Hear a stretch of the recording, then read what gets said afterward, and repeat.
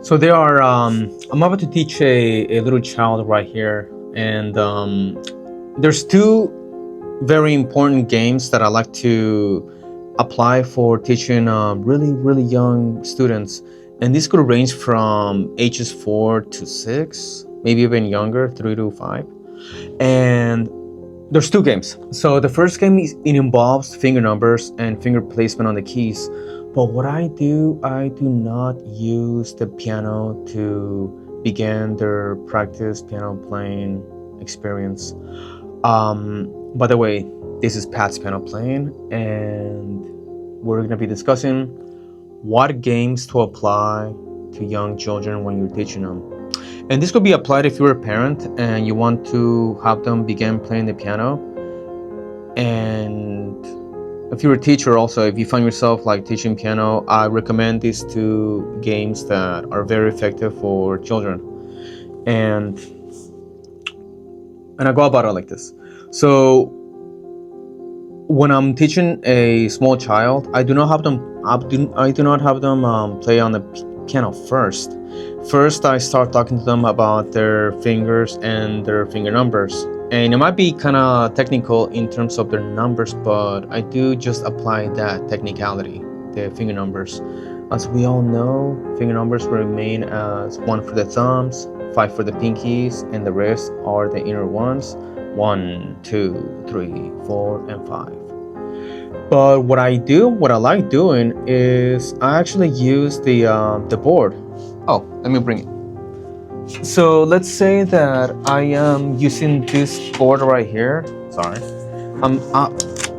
I sit across from them, and I'll probably put this in a bigger screen, like on a different screen. But I use a board like this, and I write on it. And what I do, I write circles. Well, first of all, I write like one circle that it's in the middle of the page, and I have them basically grab them like this, and I sit across from them, and then I have them press one finger on the circle, and we tap multiple times on it, something like this: 1, 2, 3, 4. 1, 2, 3, 4. But at the same time, I do not count 1, 2, 3, 4. I count based on their finger numbers. Like if they're pressing their thumb on that inner circle, kind of like to target a specific position, I go about it like this: 1, 1, 1, 1, 1, 1, 1, 1. And it'll look something like this: 1, 1, 1, 1. And I explained that their hands must be like that. First, well, before we actually do that, I have them curl their hands like that to make them arched, and then I began having them tap on it multiple times according to their finger numbers. And I go about it like this: we're gonna do this like this, kids. 1, 1, 1, 1, 1, 1, 1, 1. And then I make them wiggle. I make them hold them down afterwards, and then I make them wiggle their next finger, second. 2, 2, 2, 2, 2. 2, 2, 2, and then I make them wiggle their finger and go 3, 3, 3, 3. And as you can imagine, I go through all their finger numbers multiple times individually. Once they're able to do that, but we want to also have a name for this game, so I call it the fingers game. And once they're able to do one individual finger at a time, multiple times for each hand individually, I start running down circles, like 5 circles, right? So we would make like 5 circles in a row that will look kind of like in a circular manner like this. And then I make them do more complex patterns. So what does that mean? I go like this: 1, 2, 1, 2, multiple times. And then I go 3, 4, 3, 4. Sorry, it's 2, 3, 2, 3, 2, 3. And then 4, 3, 4, 3, 4, 3, 4. And then I go 4, 5, 4, 5, 4, 5. Once able to do that, then the game becomes more complex. Then we do something like this: 1, 3, 1, 3, 2, 4, 2, 4, 3, 5, 3, 5, 5, 4, 2, 4, 2, 4, 2. And that is one of the most effective things you can do when you're teaching a child, because not only not only do you have control of how complex or how simple you want these patterns and applications to be applied, you can also extend it, and if a child becomes very good at it, then you can do like very complex patterns, something like this, like 1 5 3 5 4 2 3 5, and you can go all over the place with that. And then you can also apply with both hands, and then have both hands placed, and then do multiple patterns of the finger numbers. That has worked out for me so well, because once they understand that game, and first they have to enjoy it, and it is enjoyable because they know what the simple goal is to just target one singular circle. Once they do that, then you make it more complex, and once they're able to do multiple patterns and everything, that's when I have them start playing on the keys. And what do I do? What do I say? Once they're on the actual piano, I remind them about the fingers game that we talked about and played around with. This might take a couple of sessions, so everyone, including the child, has to be patient with this slow process, right?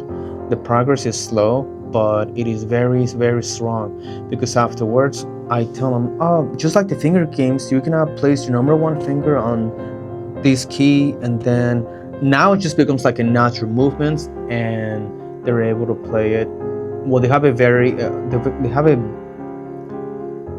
have a greater advantage at placing their fingers in the right key, and you don't have to struggle with them when they're on the piano, because once they struggle on the piano, then the piano becomes a unforgiving, threatening kind of instrument for the child, and they might not like it if you don't practice gamification with them. So that's game number 1, and it's very effective. I recommend you try it if you're teaching your child, or if you're a teacher teaching a child. The second game is more elaborate. So this is like, you can imagine this is after we get over the placement of the keys and they're able to play a little bit. This has to do more with the alphabetical order. And since I'm a big fan of minors, I love the fact that if you simplify the alphabetical order, we begin on A through G, and then back to A. That would be the A minor scale. So I love this thing. But as you're beginning to make them understand the lower pitches to the higher pitches and the alphabetical order that interacts with those pitches, you want to play a game that I call it the escalator game. Because if you think about it, when you're playing lower pitches, they're at the bottom of, say, the staircase. You would have A all the way in the bottom, and you would have G on top, like in a linear, angular way. Now, you don't just throw all these things at the child. So what I do, I draw on the board. I draw a little escalator image, and again, we do not do anything complex. We just make about 3 to 4 steps, and I write A on the bottom step, and then I explain to them that if we go step up, what's after A? And logic would have it that they would have to target B as the next step. But what's really effective here is just the song, the ABCD song, because once they're able to kind of like sing that song with you, then you kind of sing it to them to kind of have them unveil what the next note is. What's after B? And if they just happen to not know, then I sing along A, B, and then I make it into a blank, and then they follow up with the C letter, and then they have to write down C. I mean, I forgot to mention, you gotta make sure they are able to write, even if it's sloppy. I mean, they're child, they're could be like 3 to 4, even 2. But now, you draw the escalator on the way up, and you have them in whatever order case. I mean, it has to be in a alphabetical order, but however they can, they have to correctly place the correct letter for every step. Now, this is very important, because when you draw a downward step, which is just the other side, kind of like a little pyramid. And if you go up, then you have to go down. When you go down, many kids don't correlate that with lower pitches and going backwards on the alphabetical order. So you kind of have to explain to them, because most likely they're gonna continue the alphabetical order even if we're heading downward. So once they're heading downward and you realize that they're writing the continuing note letters. Like, let's say that if you're peaking at F and then you start going down and then they write G, you have to explain to them, oh no,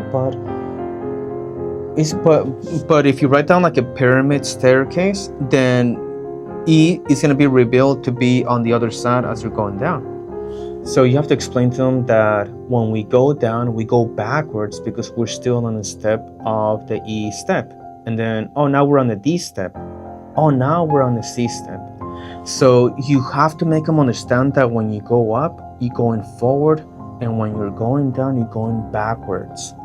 And then once they're able to understand that, then you play a multiple staircase game that you can control the complexity of how they can understand these things. So that is very effective, because once they start reading music, they understand that when the notes are being placed at a lower position, and I'm referring to sheet music that has no staff notes yet, or any grand staffs yet, just pure notes and rhythmic values, letters and finger numbers. Now they can understand that when we're going up, we go forward, and when we go down, we go backwards.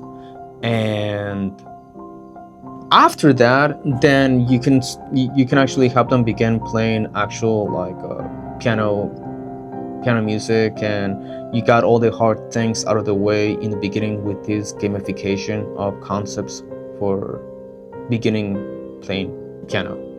Hope I said that correctly. I don't have a lot of time, so this video might have been pretty all over the place. Hopefully not. I'm doing my best, but it's also kind of fun going about it like this, because it just forces me to really organize my thoughts as I'm doing this video. But yeah, those are the two games that I apply for teaching children. Gamification, it's called. You want to always gamify when you're teaching children, because there's always a goal to achieve, and when they achieve that goal, then they are motivated to continue further in piano playing. So first game was the fingers game, and the second game is the escalator game. I recommend you use those for teaching children, helping them out, guiding them. And let me know what you think about this. Maybe there's games that you've developed, maybe there's other games that I didn't mention, or maybe there's a game that we can kind of talk about, and you can leave a comment and we can speculate. Drop a comment. Thank you for watching. Subscribe, like, share, and I will see you in the next video. Thank you for watching.